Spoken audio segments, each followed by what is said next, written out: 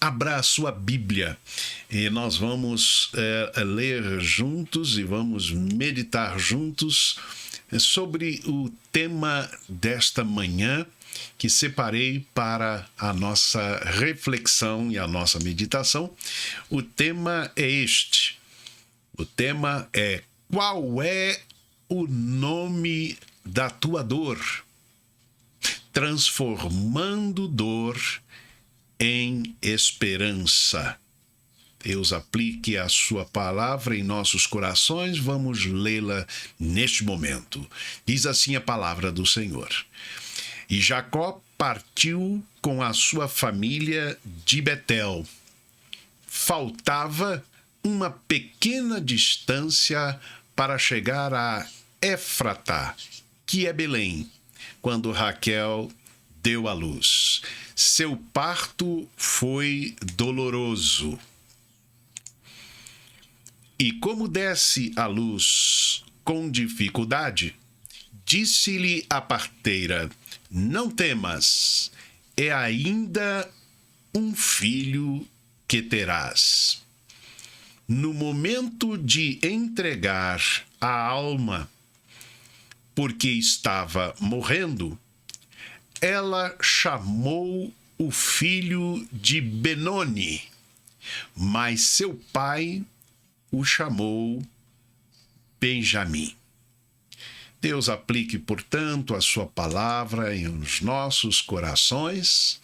Palavra do Senhor a todos nós nesta manhã, tratando do tema: qual é o nome da tua dor? Dificuldades, dor, sofrimento e morte. Podem essas experiências negativas trazer consigo algo de bom, irmãos? Será possível experimentar algo de bom em meio a essas tempestades da vida, a essas perdas que enfrentamos, quiçá neste momento em que passamos, pelo qual passamos? Tantas dores têm acometido a muitos de nós, inclusive na perda de familiares, de amigos. É possível experimentar essas experiências dolorosas como algo de bom, ou trazer algo de bom a partir delas? Esta imagem que coloco para vocês veem aí os espinhos e no meio uma palavra em hebraico, itzkor. Itzkor. Itzkor significa lembrar, lembre-se, ou que ele se lembre. E em hebraico é o nome de uma oração em memória de entes queridos falecidos. É também chamado o Dia da Memória.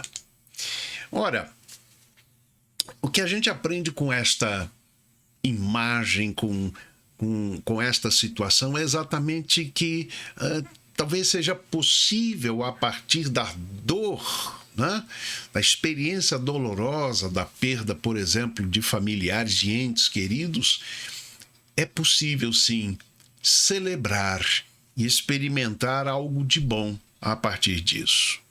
Olha o que diz Tiago, no capítulo 1, nos versículos 2 a 4. Assim nós lemos: meus irmãos, tende por motivo de grande alegria. Grande alegria, não é apenas alegria, mas grande alegria, o passardes por várias provações, sabendo que a provação da vossa fé produz a perseverança. E a perseverança tenha a sua obra perfeita, para que sejais perfeitos e completos, não faltando em coisa alguma.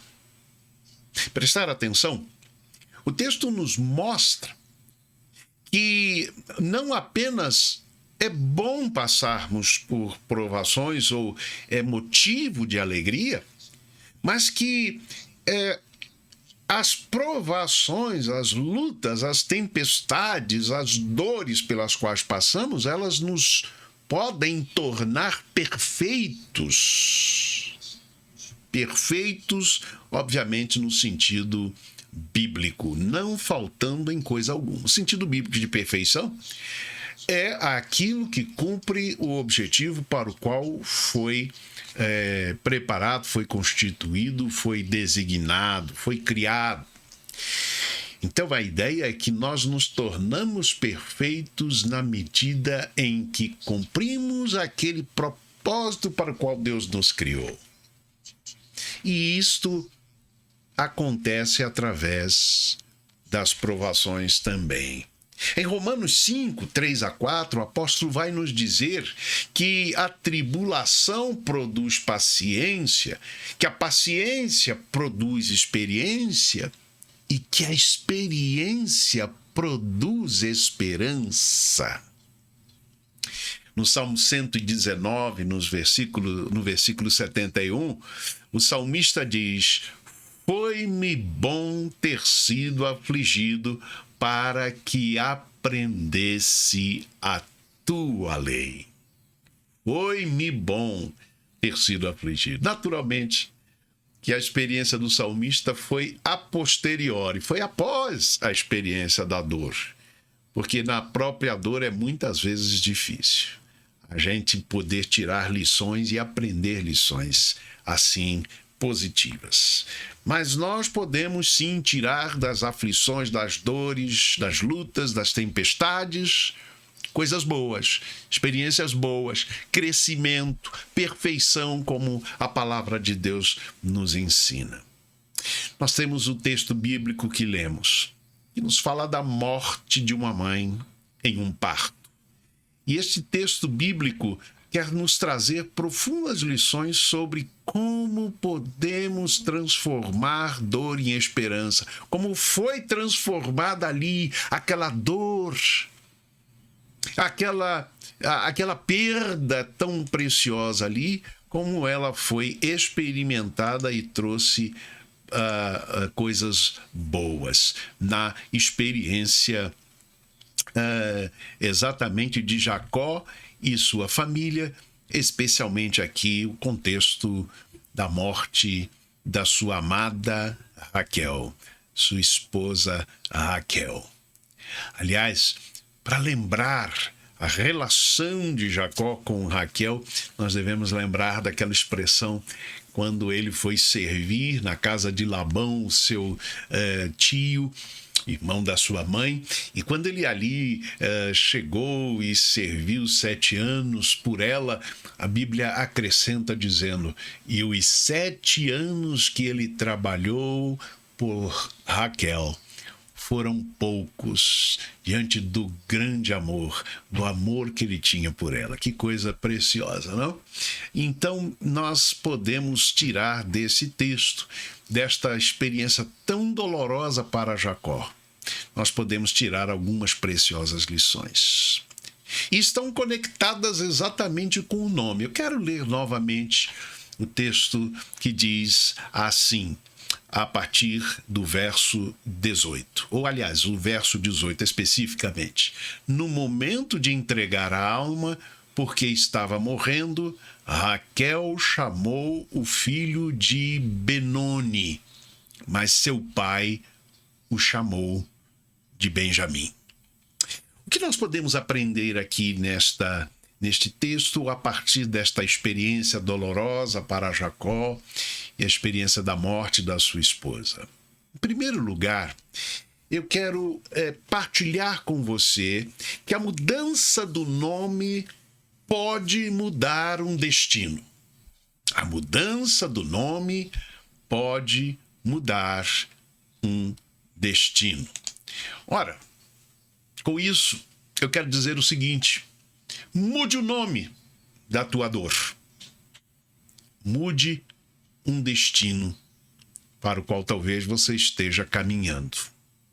Segundo uma concepção antiga, o nome de uma pessoa não apenas designava a própria pessoa, mas determinava a sua própria natureza. O nome estava muito ligado, portanto, ao destino, aquilo que aconteceria, não apenas a natureza, mas até o futuro da própria pessoa. É por isso que uma mudança de nome marca ou marcava naquele contexto uma mudança de destino.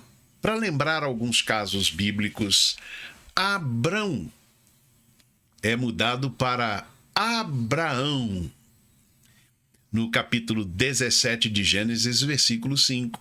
Sarai é mudado o nome para Sara, capítulo 17 e versículo 15. Mas o mais, digamos, marcante e precioso é exatamente Jacó. Exatamente o pai aqui da criança que nasce de Benjamim ou Benoni. Jacó teve o seu nome mudado por Deus para Israel. Capítulo 35, versículo 10, repete aquilo que foi experiência lá no Val de Jaboque. Muito bem. Interessante que na Bíblia nós encontramos diversas situações assim, não é? E algumas estão muito conectadas com a própria dor. Como não lembrar de José do Egito? José do Egito sofreu o que nós já sabemos, né? Nas mãos dos seus próprios familiares, dos seus parentes, dos seus irmãos, né? Foi salvo por uma providência divina, digamos assim, e pela intercessão de dois dos seus irmãos, Rúben e depois o próprio Judá. José vai para o Egito, lá sofre novamente novo revés na sua história de vida. Depois de passar mais de 2 anos na prisão, é liberto. Deus muda a sua sorte. E aquele contexto, no capítulo 41, no versículo 50 a 52, versículos 50 a 52, nós encontramos o seguinte relato. Antes que viesse o ano da fome, nasceram a José 2 filhos, que lhe deu Asenate, filha de Potífera, sacerdote de On. Versículo 51 diz: e chamou José ao seu primogênito Manassés, porque disse: Deus me fez esquecer todo o meu trabalho. Numa outra tradução diz: toda a minha aflição e toda a casa de meu pai. Naturalmente se referindo aqui a ter esquecido aquilo que os seus irmãos lhe fizeram de mal. O segundo filho, verso 52, chamou Efraim, porque disse: Deus me fez crescer na terra da minha aflição.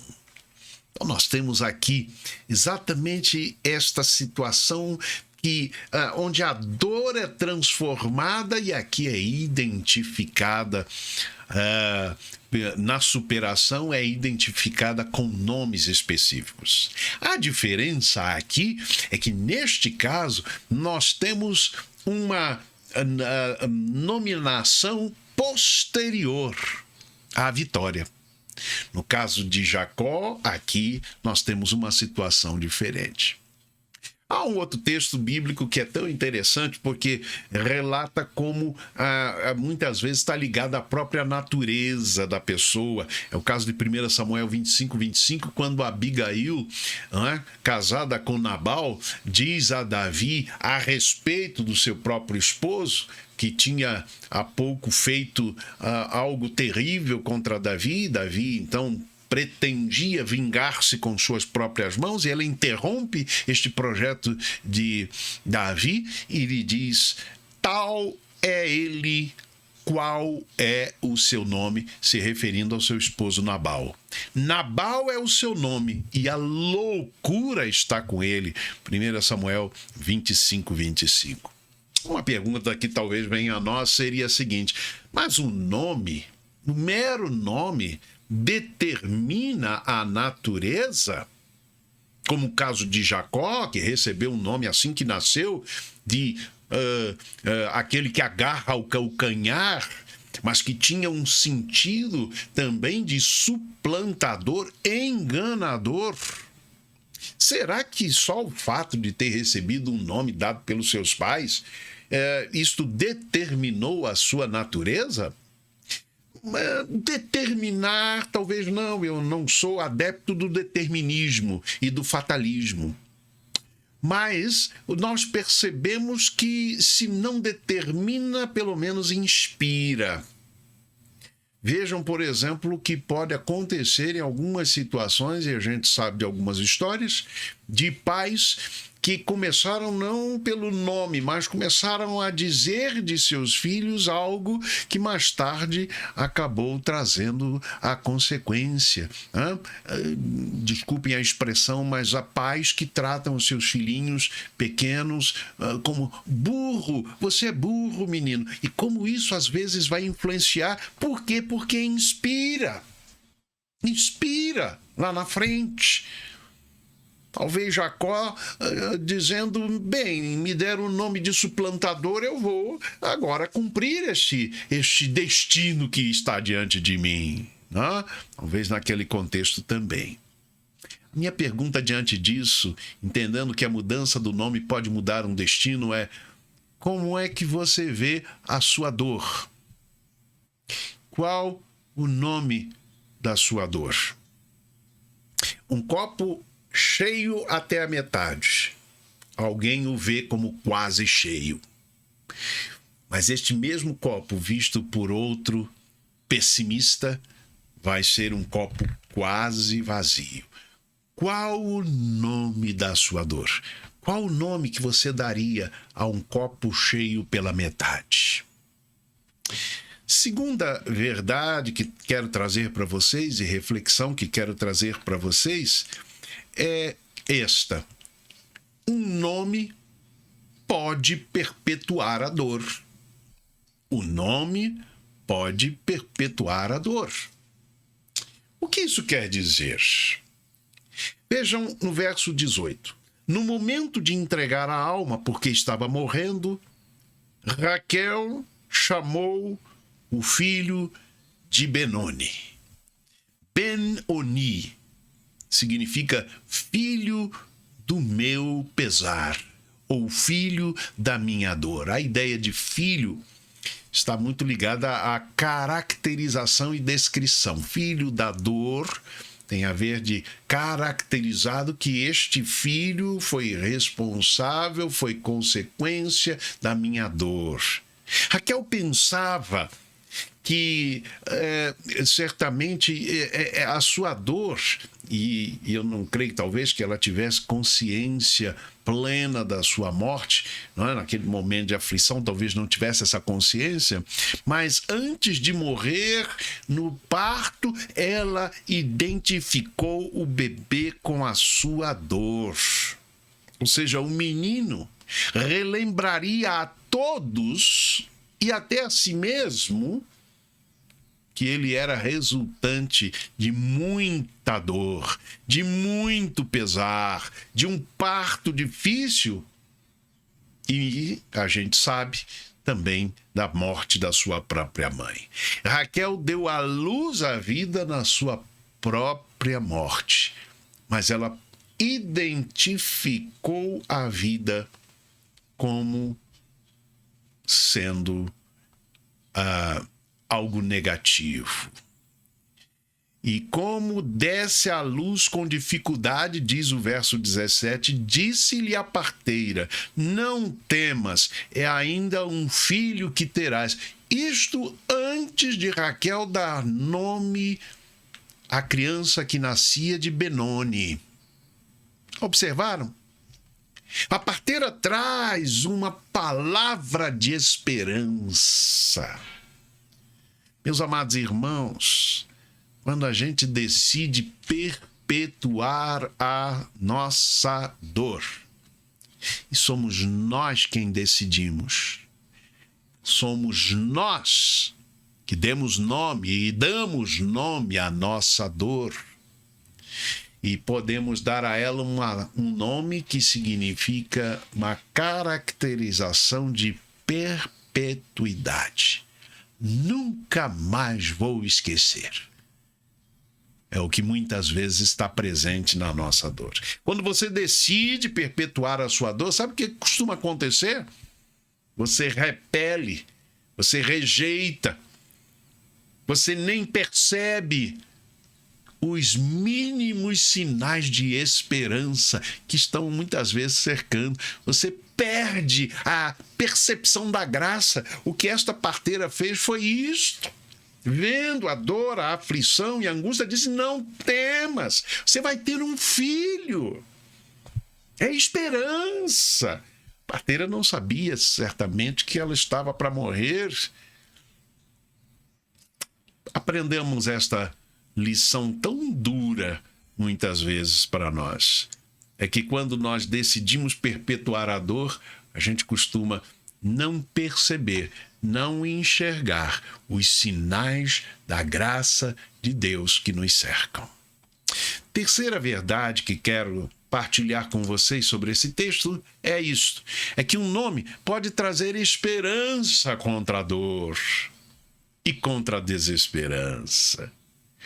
O texto diz assim: no momento de entregar a alma porque estava morrendo, ela chamou o filho de Benoni, mas seu pai o chamou de Benjamim.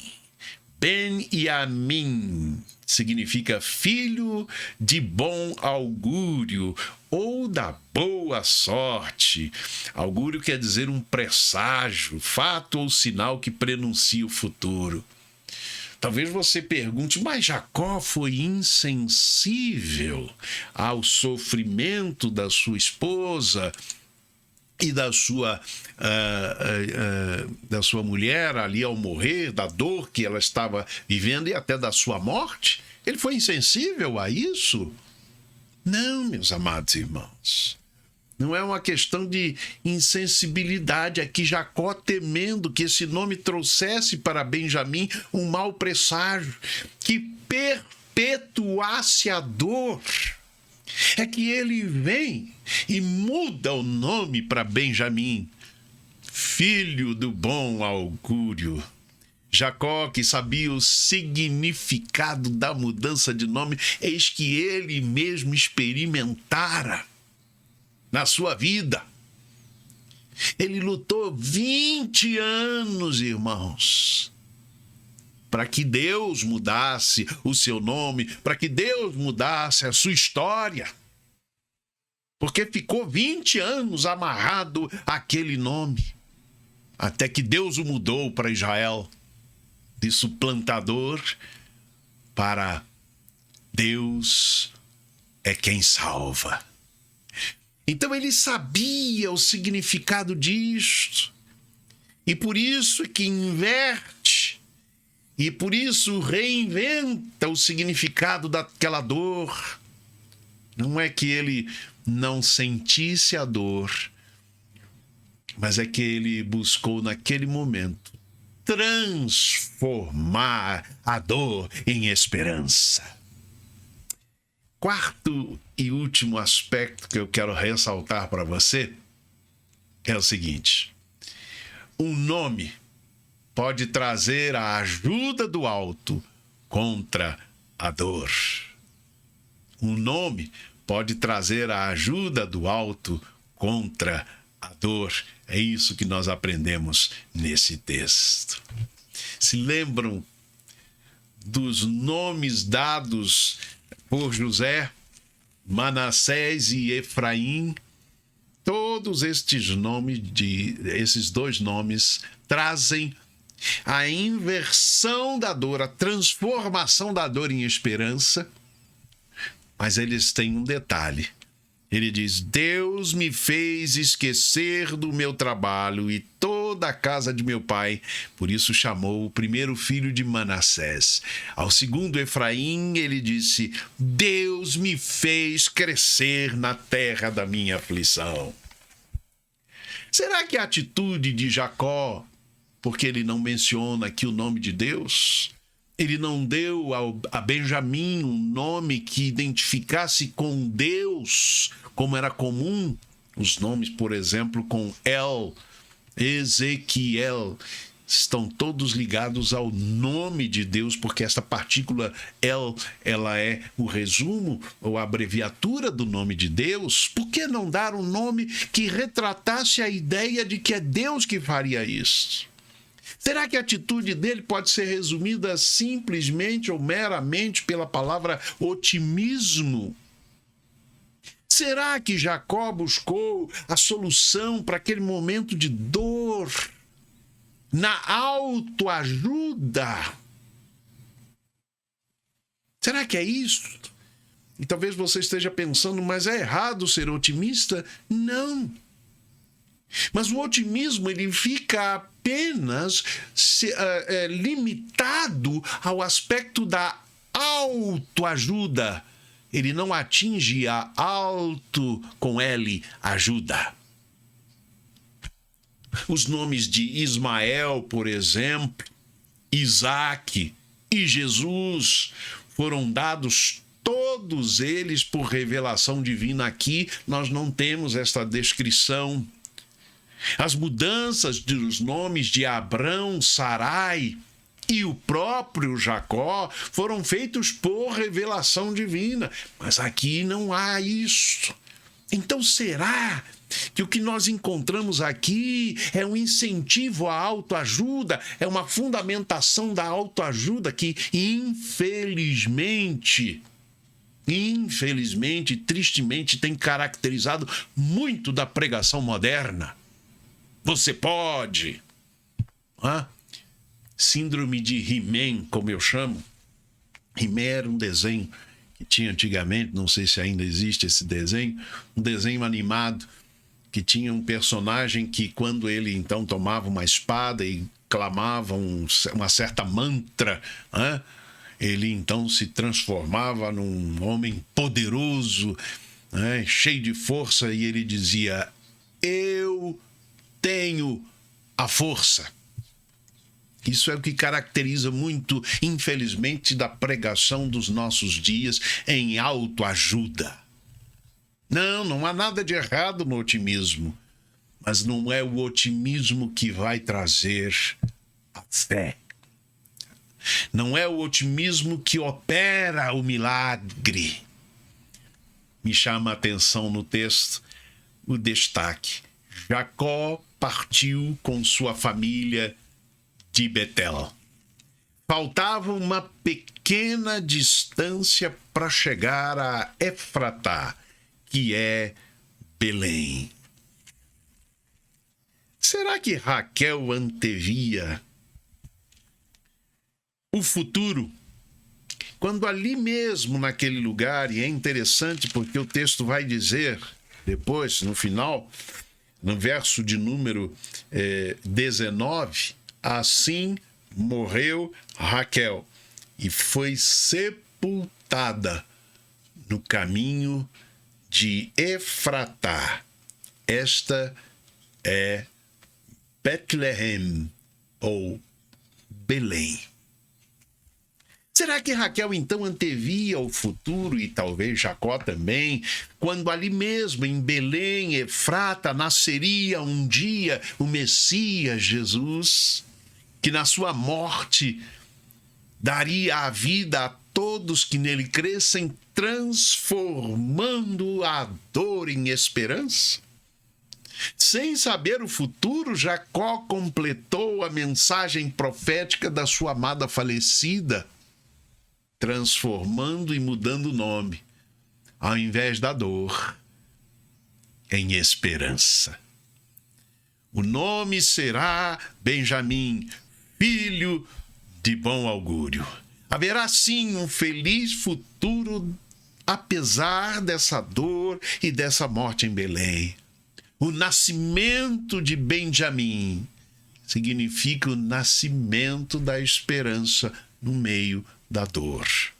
O profeta Miqueias diria anos mais tarde: "E tu, Belém Efrata, posto que pequena entre as milhares de Judá, de ti me sairá o que governará em Israel, e em cujas origens são desde os dias da eternidade." Miqueias capítulo 5, versículo 2. Betlehem significa Belém, casa do pão. Efratá significa frutífera. Belém, portanto, é a casa do pão frutífero. Literalmente. Em João capítulo 6, versículo 35, 41, 48 e 51, nós temos na Bíblia que Jesus disse: "Eu sou o pão da vida.